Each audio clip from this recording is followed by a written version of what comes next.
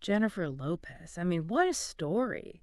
From, a pretty simple start in the Bronx to this global force. Singing, dancing, acting, producing.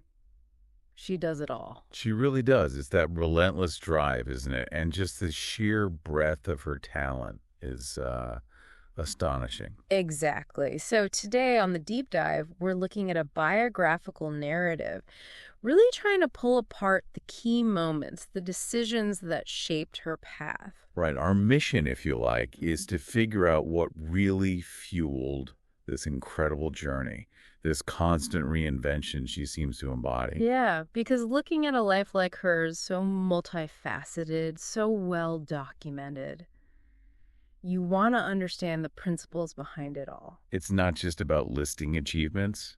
We want to get under the skin of that ambition, understand the resilience, the strategy she used to keep evolving. Because there are lessons there, right? For anyone, really. Anyone with goals, facing change.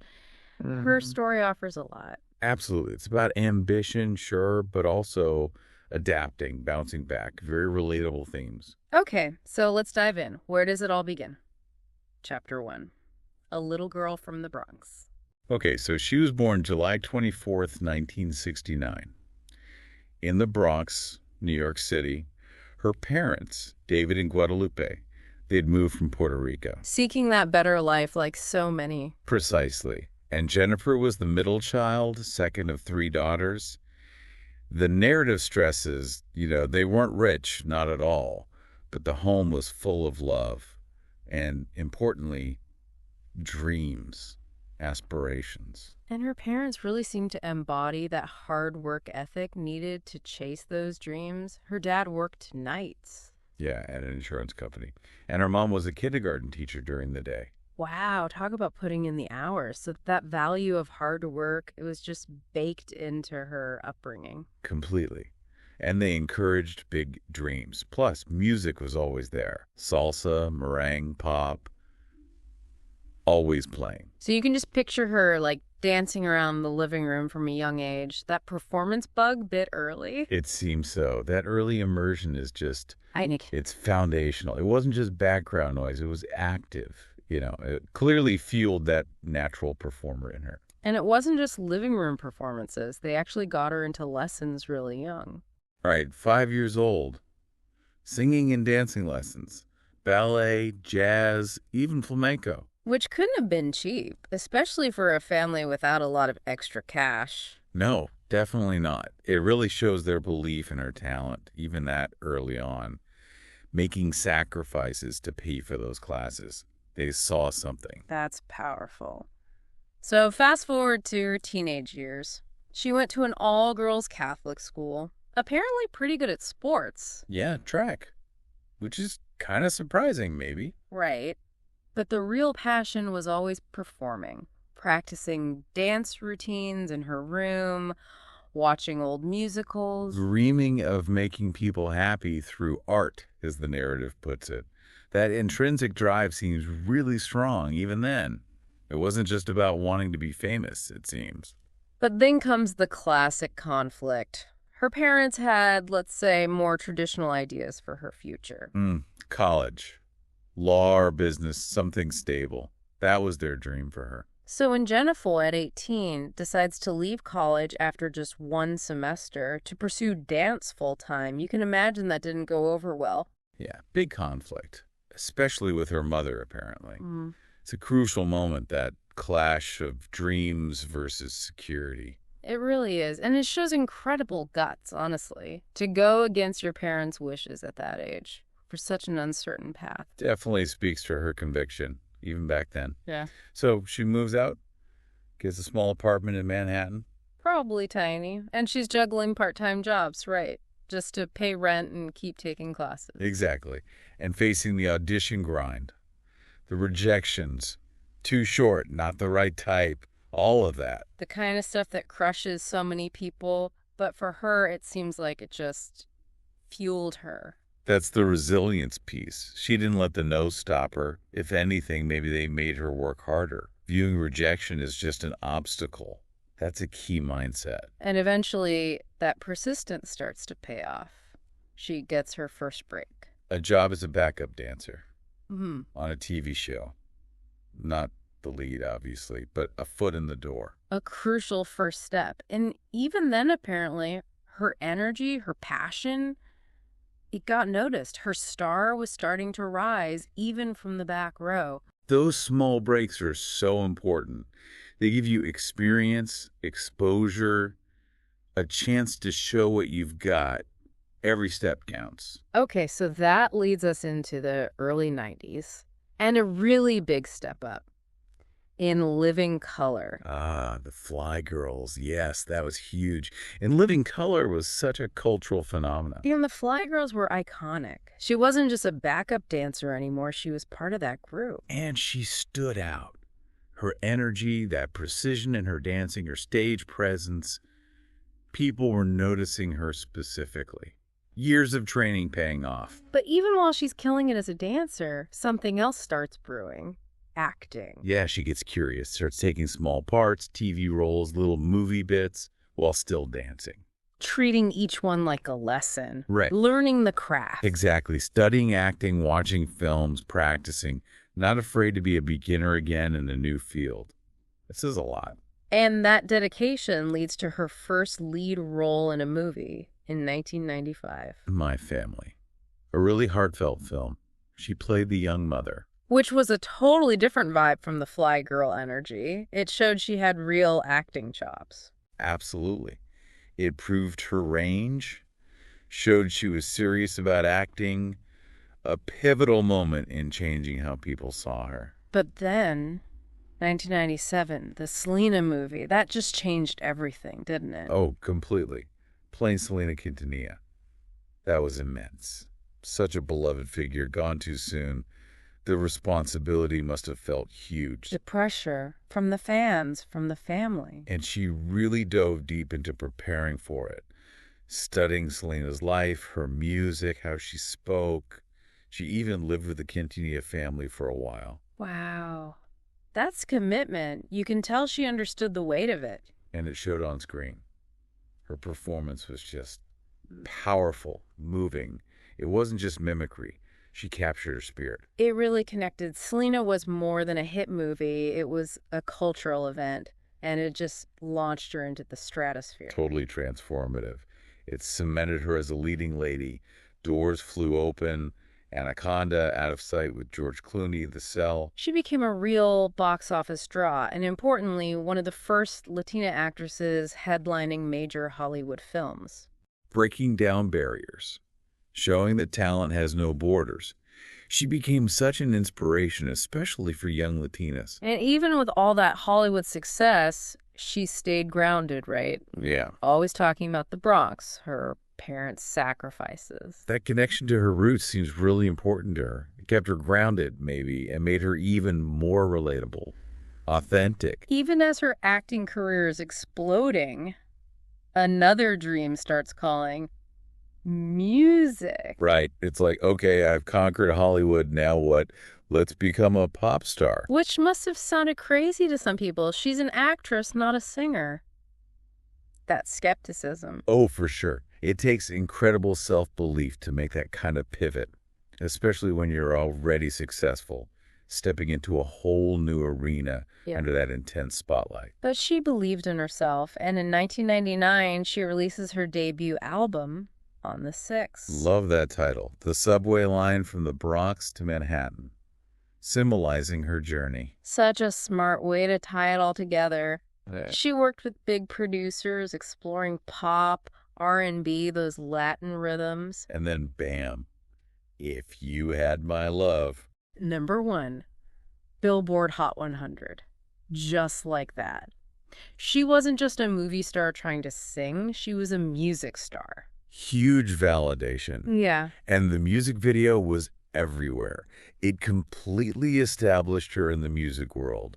Silenced a lot of doubters, I imagine. And the hits kept rolling. Waiting for Tonight, Let's Get Loud, instant club classics. Global anthems. Her concerts became legendary too. The voice, the dancing, the sheer energy. She was a total package as a performer. But even with the charts and the sold-out shows, the criticism didn't completely stop, did it? No, the media scrutiny was intense. Could she really sing? Was she just a pretty face? Plus, all the focus on her love life, her fashion. It never stopped, but she just seemed to keep working. Vocal lessons, rehearsals, head down, focused. That resilience again, not letting the noise distract her, using it as fuel maybe. And then 2001 happens, just an insane year for her. Right. Her second album, J-Lo, comes out, debuts at #1. Okay, huge success, but wait, there's more. The same week, her movie The Wedding Planner is #1 at the box office. #1 movie, #1 album, simultaneously. First woman ever to do that. Unprecedented. Just, wow. A massive moment of triumph. It cemented her as this multimedia powerhouse. No question. And this is when the nickname J-Lo really takes off, right? Started by the fans. Yeah, it came from the fans and just stuck. Became her brand. J-Lo meant strength, style, unstoppable energy. It was brilliant branding. Even if it started organically, it captured her whole vibe. Musically, too, she was carving her own path, blending pop with Latin beats, hip-hop, R&B, collaborating with people like Ja Rule, Fat Joe. Creating this unique sound that reflected her background. Exactly, and singing in English and Spanish, bringing Latin culture to the mainstream globally. That representation aspect was so important, being an inspiration for young Latinas, showing pride in her heritage. Absolutely. It had a huge impact. It sent a message of belonging, of pride. So by the early 2000s, she's a global icon. Stadium tours, awards, influencing pop music. Just massive. But the narrative suggests that, underneath it all, that core desire remained, bringing joy through her art, connecting with people. That passion seems key to her longevity. It wasn't just about the fame or the money. Which probably explains why she didn't just stop there. The early 2000s also saw her building this empire beyond music and film. Right, the J-Lo brand. Okay. And fashion was a huge part of that, starting with that dress. The green Versace dress, 2000 Grammys. Iconic, doesn't even cover it. It broke the internet, literally led to Google images being created, or so the story goes. It just shows the incredible cultural impact she had already. One dress becomes a global phenomenon, a real moment. She didn't just want to wear fashion, she wanted to create it. Exactly. 2001, she launches her clothing line, J-Lo, by Jennifer Lopez. And the goal was accessible fashion, right? Stylish but affordable for women who looked like her. Yeah, focusing on inclusivity, jeans, jackets, handbags. Yeah. It was really successful. And it opened doors for other Latina entrepreneurs in fashion. Smart move. And then fragrances. Glow by J-Lo in 2002. That was huge, too. Massive bestseller.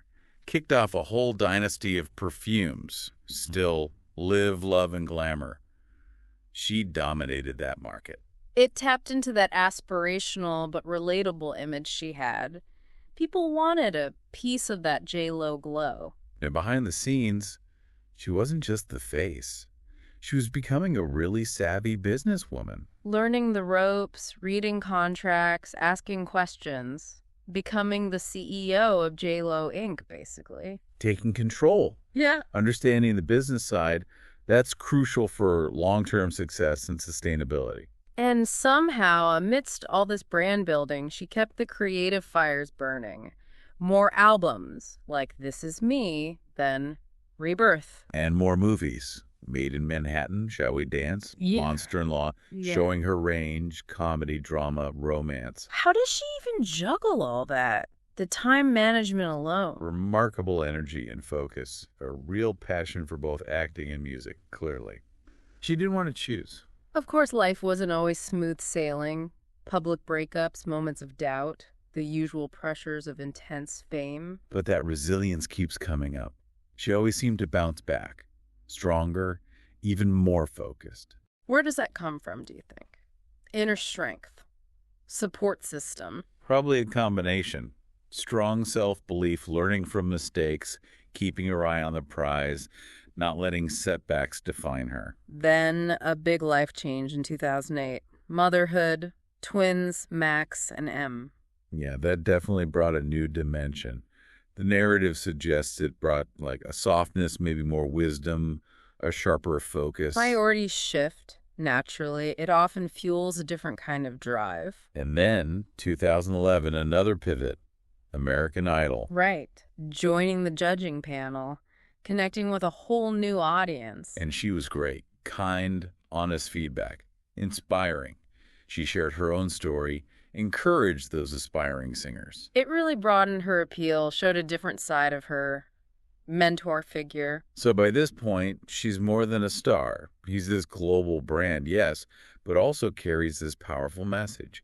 Be proud, work hard, dream big, remember your roots. She really proved that a Latina woman from the Bronx could lead, create, change the game, making space for others. That impact is huge. Absolutely. A true cultural icon with a legacy already forming. But she wasn't done evolving. Not by a long shot. The late 2010s saw her actively seeking out more complex acting roles. Yes, moving towards more challenging material, which led to Hustlers in 2019. What a performance that was. Playing Ramona, this strong, complicated leader, based on a true story. And the work she put in, learning pole dancing Yeah. in her late 40s, early 50s, the discipline is just incredible. It really showed her commitment, going all in for the role. And it paid off critically. Huge praise, award nominations. People recognized her as a serious, powerful actress, not just a movie star. That validation must have felt good, solidifying her acting credentials at that level. Definitely, it marked a real shift, earning her that deeper respect as an artist. And then, almost right after that, the Super Bowl 2020. The halftime show, the Yeah. biggest stage imaginable. And you could tell she knew this was more than just a concert. So much significance packed into those few minutes. Sharing the stage with Shakira, another Latina powerhouse, that itself was a statement. Absolutely. A celebration of Latina talent, culture, power on a global scale. And the performance itself, just electric. The hits, the dancing, the pole dancing again, pure energy. But the symbolism, that feathered American flag opening up to reveal the Puerto Rican flag. That was the moment. So powerful. And having her daughter Emmy sing with her. Goosebumps. It was about pride, family, identity, inclusion, all of it. And the world responded. The praise wasn't just for the spectacle. It was for the meaning behind it all. Celebrating roots, pushing for inclusion. A career highlight for sure. But did she slow down after that? Of course not. Nope. New music, developing TV shows, launching JLo Beauty, her skincare line. Always emphasizing that inner beauty lifestyle aspect too. And still performing live. Tours, Vegas residencies, giving it her all, whether it's a huge stadium or a smaller theater. That connection to the audience through live performance seems really vital to her. It really does. And alongside all this, there's this focus on personal growth, self-love, discipline, balance. And she shares her struggles too, which makes her relatable. A real role model, especially for women navigating career and life. Absolutely. Her journey over, 30 plus years now, it's just this constant story of rising, evolving, proving herself, an enduring force. So as we get closer to the present, the narrative suggests her focus shifts again, slightly, towards purpose, towards legacy. Yeah, using that incredible platform she's built, not just for herself, but to lift others up, thinking about the broader impact. And then 2021, a very public personal development, Yeah. rekindling the relationship with Ben Affleck. Which captured so much attention. Mm-hmm. But it seemed to represent for her this emphasis on love, emotional well-being, finding balance, second chances. And she shared that joy quite openly, which resonated with a lot of people. It's about the whole picture of life, not just career. Around the same time, she co-founds Hustlers, the company, not just the movie. Right. With a mission to empower women in the workplace, taking action. Moving from portraying empowerment to actively creating opportunities. That's significant. Amplifying women's voices in business, in entertainment. And her philanthropy seemed to ramp up too. Education initiatives, climate change work, supporting marginalized communities. Continuing that advocacy for Latinx representation, using her resources for social impact. It shows her evolving priorities. Musically, her 2022 album, This Is Me, now felt very personal, reflective. Yeah, looking back on her journey, her growth, connecting with fans on that deeper, more intimate level that comes with vulnerability. And that connection with fans seems crucial. Built over years through social media, appearances, her story feels intertwined with theirs now. That reciprocal relationship is key. Authenticity, engagement. It keeps that bond strong. Then, in 2023, she adds another title. Director. The Mother, directing and starring in this action film, just breaking another barrier. Is there anything she can't do? It just shows that constant drive to learn, to grow, to push into new territory, refusing limits. Exactly. Still touring, still connecting globally, still championing causes. Every venture feels like another act of reinvention, driven by that core energy. So as she moves through her 50s and beyond, it really feels like it's about cementing that legacy. The Latina icon who changed the game. Redefining success, not just for women, but for people of color. Showing what's possible. And she's become more open about her personal journey, too, right? Spirituality, staying grounded. Yeah, seeking balance amidst the craziness of fame, the importance of family, love, self-care, finding that deeper purpose. It adds another layer to understanding her. Her relationship with her kids, that very public second chance at love. These personal aspects make her story even more compelling. They make her human, relatable, despite the superstardom, showing that fulfillment involves all aspects of life. So the takeaway really is this legacy of empowerment across music, film, fashion, beauty, business, inspiring people, especially women, to chase their dreams, speak their truth. Unequivocally, she's a trailblazer. A beacon of possibility. Her impact is just undeniable, profound, and lasting. So pulling it all together, what Jennifer Lopez's journey really highlights is, well, the power of reinvention, definitely. Resilience, absolutely essential. That relentless hard work, you can't ignore that. And staying true to yourself, to your roots, even as you evolve. Her whole career is just this incredible example of how you can sustain success, keep growing, keep adapting. And connecting that back to you, the listener. Think about your own path. Where do you feel maybe stuck? Or where are new dreams maybe starting to whisper? Her story is such a powerful reminder that growth and change are always possible. At any age, you can push boundaries, explore different passions. Don't let past definitions limit you. That seems to be one of her core messages, lived out loud. Okay, so here's a final thought to leave you with today. Considering J-Lo's constant evolution, her ability to keep redefining herself, what does real lasting impact actually look like in our world, which changes so fast? And maybe more personally. Yeah. What parts of her journey, her drive, her resilience, what parts resonate most with your own ambitions right now? What are you reaching for? Something to think about. That's your deep dive for today.